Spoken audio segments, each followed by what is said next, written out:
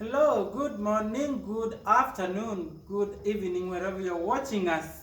My name is Geoffrey Ndongo, and today in our studio I have a very special guest, and he will introduce himself to you. Welcome to our studio. Thank you so much, Geoffrey. My name is Coach John Price. That's my real name. I do relationship and coaching, so that's my career. Great. Thank you so much for the invite. Yeah. I'm privileged to be here. So, without much ado, we will go straight to the point. Moving on after breakup. Hayat, tell us more about moving on after breakup, Mr. Okay. Coach. Thank you. Thank you.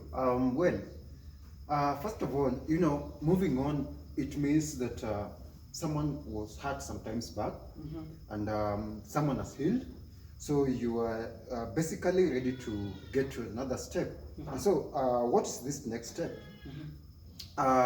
This next step, it could be getting into another relationship, or basically you're just well and you have recovered, and now you're just okay. So that is the meaning of moving on. Okay, when is someone ready to move on after Good. you break up? Thank you so much. Now, I will give about 3 tips or 3 aspects or determinants Yes. of someone who should move on, who is how to know that you are ready to move on. One, Yes.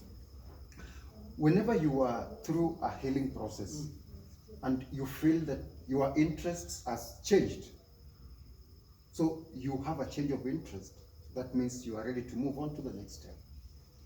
So maybe let's say you were at a particular time, at a particular, maybe during the breakup period, you had some preferences. So whenever you are going through that healing period, it comes to a point where you have realized your potential. So things are going to change, and your interests also are going to change. So whenever you find yourself capable of holding new or sometimes advanced interests, so that one means that you are ready to try another thing. Two, whenever you don't feel hurt by the past, let's say someone had cheated on you, or it was some serious hurt.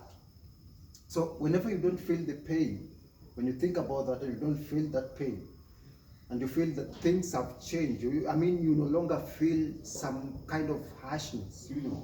So that means you are ready to pick another direction. That is very important. So you are supposed to preview your mind and feel. In fact, you can even think about it. And whenever you feel you are free, you don't feel hurt, then that is okay, a point to move on. Last one, you can sometimes feel free to move on when you feel at peace with yourself. There are some situations when you are healing, then in the process of healing, you still don't feel that enthusiasm. You don't feel that confidence. Yeah. And most of the time, after you have healed, when you preview yourself and you find that you feel at peace, with yourself. You are no longer, disturbed by so many things. There are so many things in the mind. So that peace is an evidence of a mark to go to another step. So those are very important points. And of course, I would like, what if your new partner is want to rekindle the love again? Okay. From previous your breakup? ex. Yeah, your ex. Good question. Good question, Mr. Geoffrey, Mr. Ndungu. Yeah. Most of the time, I've even handled clients who, especially ladies, who normally want to take it back with their exes. Basically, because the ex was texting or they were chatting, so they are into a situation where they don't know where to go, the direction to go. Now, that is a very important and very crucial aspect. Now, there are 2 things that I want to touch on that about moving on with your ex. Now, what are the circumstances where you're supposed to, or you are allowed, or you are advised to try it again with your ex? One, when the relationship was a long distance, and you had to break up because it was some long distance, then sometimes it happens that the distance become narrow and you are close to each other. that is a room for giving another chance. You hear me right? Another circumstance where you can try it with your ex is when the breakup was about immaturity. Let's say that maybe there was some sort of nagging. There are some partners who are nagging. So if the relationship broke up because of some immaturity reasons, or maybe there wasn't that age of good decision making, then it had just to break up anyhow. So that one, you can get a room to try it again with that ex. But never think about moving on with your ex if the two reasons are not inclusive. Ex that have cheated, they were your ex because they cheated. And ex who was your ex because things were not working out, please don't ever think about moving your ex. Ex means the past. So even if you have feelings for them, even if they are the kind of, maybe they have made a step of financial breakthroughs. So many people are actually lured back to their ex because of maybe financial success, something like that. It has happened, by the way. Yeah. And that should not coerce you to just feel emotionally reattached to someone. So it is very important that whenever you are ex, let your ex, let it be a boundary. You are willing to move on from them. Yeah. So unless they are the two reasons that you touched on, yes. What if your new partner does not meet your expectations? What are you supposed to handle that? So you moved on and your partner, your new partner doesn't meet your expectations. Yeah. Good. Allow me to touch on something. There is a writer, the father of cognitive therapy, who wrote, and I quote, that people respond to the events, or rather the interpretations of events, rather than responding to the events by themselves. That's why different events elicit radically different reactions, and you will see that from different people, that events elicit different reactions. So this, That means, if you allow me to expound on that, this writer is called Tel Ben Shah. yeah. He says that whenever a breakup has happened, what are you translating of that? Because look, what are you supposed to take of that breakup? Because it is a breakup. So many people have translated breakups to be, after I've met ladies who say that because of this and this, because this man lied to me, so all men are liars. Because this man cheated, so all men are not faithful. So that is the translation of what happened. You understand my point? So that means that this lady is simply saying that all men are bad. That all men will cheat on you. That she can never move on because all men are bad. You understand my point? So tell Ben Shah is simply saying that whenever such thing happen, take it positively, take it as a lesson, so that it works with you, it works for you. So whenever that breakup, we're going to that healing stage, let you go with the mentality to heal, so that your expectations are not going to be interfered by what happened. So many people have ended up not even healing. Yeah. And because healing is a gradual process, so it doesn't work for them because of the mentality that they have about whatever happened. So when you asked me that, when now you are in a new relationship and the expectations are still not met, one thing I would want to tell you is that no one is perfect. So whenever your expectations are above limit, there are some things you can work on. Some characters you can work on. Unless, if it is something that is, or in this context, let me use a woman. As a woman, there are some things, if his mother didn't do, then you can never do them. You can never change it. Okay. You understand that? Yeah. You get that? So there are some things that you can never change in a man. So your expectations should be averagely, should be formidable, should be something that is workable. I have had a problem with ladies who put their expectations so high. One, financial expectations. Yeah. Or economic expectations. I mean, she wants a billionaire breakfast. I ask so many of them, like, do you want a millionaire? What do you have? So it is something that should be reasonable. So your expectations should be something related to character. And a character, I mean, if if it's something that you cannot develop, then you have to live with it. If it is not narcissistic characters that are connected with manipulation and control, then please, lower your expectations. So if your expectations wasn't met and there are some things that are workable, please work with them. You will never get someone who's 100%. Yeah. It is something that you work on them gradually. I mean, relationships are a gradual process. Moving on is, it will not happen in a day. So make sure you are into a position to learn. You are into a position to mold. And it is something that you should be working, the common effort. Your effort is my effort. So we should work on them, both of us. Yes. And should parents influence the choice of dating? Or the choice of your partner? Yeah. That's a good question, Mr. Ndungu. I've made various concerns that you find parents who influence the choice of their children's partners. Well, one fact that I will want to tell you is that a parent should play a role in giving pieces of advice to their children on what they think is right, basing facts on, say, practical examples, basing facts on books, basing facts on spiritual perspective, other than just looking at a particular perspective or a particular area. Then you use it to maybe have a formidable something that is formed in your mind, then you put it on your child. Well, let me pin this out, or let me pin this down, like, what are the areas that are good for parents to touch on? One, touch on spiritual dimension. Advise your children on spiritual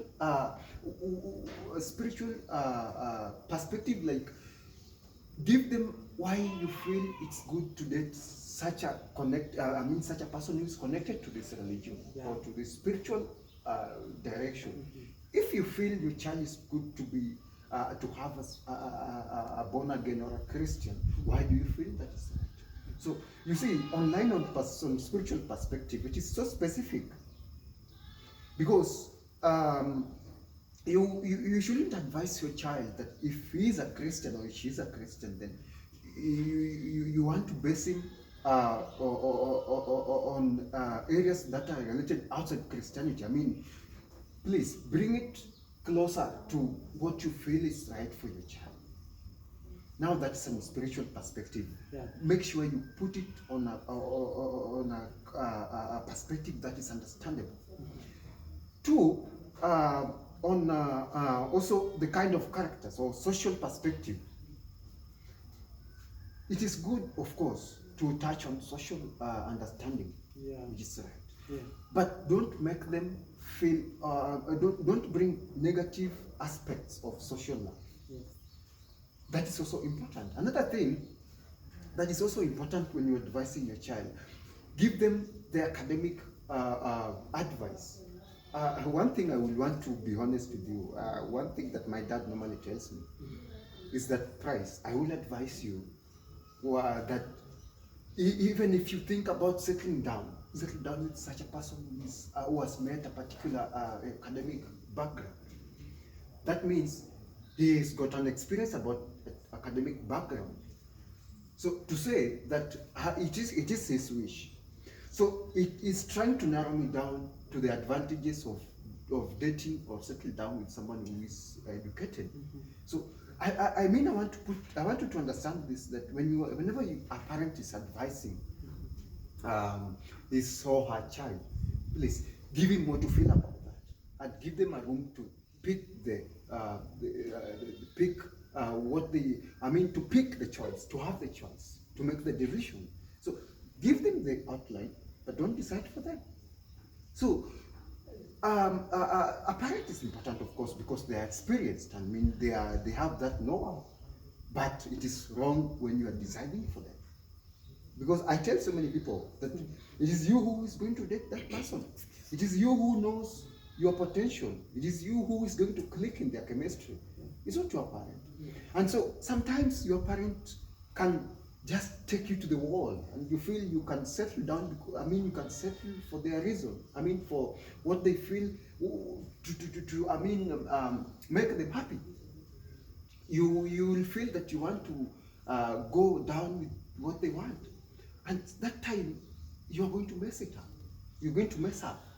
So when you you begin to a point where you cannot change what you feel, what your parent has told you, because the influence is so big, then you rather drop the ball. Because sometimes when you know the right decision, when you know the right thing, then you should get the mark. It is good. Sometimes you can make a stand and tell them that you are right again. But this one, allow me to try it by myself, because I feel this is right. That's why I say at some point maturity should take course. So making your own decision. You are going to make your own stand when you feel you are right. Okay. Geoffrey, I don't try to say that you should just outlaw or outshine your parent. But at some you're supposed to tackle them maturely. You will be like, Dad, you feel that is right for you. But I also feel I want to try this. And one thing I want to understand that one thing that I've always been against is parents taking a tribal line. They will tell you, please don't bring someone who's not on our tribe at home. That is not right. That is not right. Because at the end of the day, you're not going to get married to a tribe. At the end of the day, you're building a family. You're not building a tribe. For what for? So you see, these things are going to influence your choice. They're going to influence your interest if you allow them to. So it is so important. Yes. Those advices are important. Yes. But they are also important when you know who you are, you know your self-understanding. And so, allow me to touch on something that is, before I forget. There is this important thing that I normally feel it is wise to let people know, that whenever issues will come in a relationship, and it is good to be angry, and of course it is easy to be angry. Anyone can be angry, but being angry with the right person, being angry at the right time, being angry for the right reason, and being angry for the right purpose, it is not easy. You know why? Because interests differ. Sometimes you know who understands you when you are angry at the right time. So I'm bringing the perspective of clicking with our compatibility. Your parents don't know whom you're compatible to. You know whom you're compatible to. So even these parents, they have spoiled so many good relationships because they want it in their way. Yeah. So, lastly, should exes hate each other after they break up? Okay, good. You see, sometimes people say that being friends with your ex is like, it's dangerous. It depends with your maturity. If you are mature enough to handle your ex as a friend, which I don't say it's bad, because if sometimes your ex could be beneficial in other areas, maybe there are some responsible, reasonable areas you can share with your ex. So maybe let's talk about in the perspective of spiritual line or a church. If your ex was someone you were ministering with the praise and worship, if that happens, then you can't be enemies. You're going to share a podium. You're going to share practices. Then you cannot be enemies. So there are reasonable areas that you can still be friends with your ex and you can still talk to them. But if you cannot control yourself, then there is no need for that. So you can make limit towards that.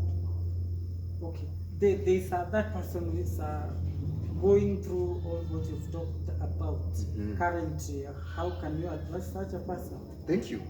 Allow me say a quote by Dr. Monroe.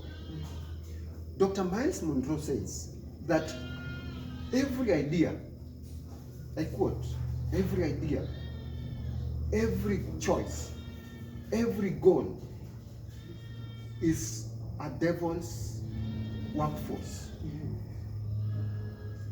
And he said that to expound on maximizing your potential, that is his book. And you know what Monroe was saying? That even as you maximize your potential, even as you maximize your influence, you should know that you will be fighting.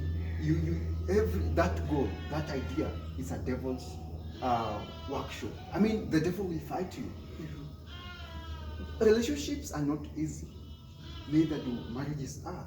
I mean, it is not ever easy because so many people don't want to build, they want it easy way. So you must have that mentality of knowing that every day you're going to find challenges. Every day you're going to fight various externalities. So there are forces that you're going to fight. So you must know that every process should lead you to somewhere. Should make a step. You should make a step of growing. So growth is an everyday choice. Don't expect something that is already made. Find someone who is. Be at that particular point where you are making a relationship. A relationship is something that you build. So don't every day, not any time, you will wish that something happens so fast in a day or in a week.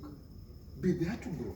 And that mentality of growth will take you far than just having that formidable idea of you just want someone who's already made.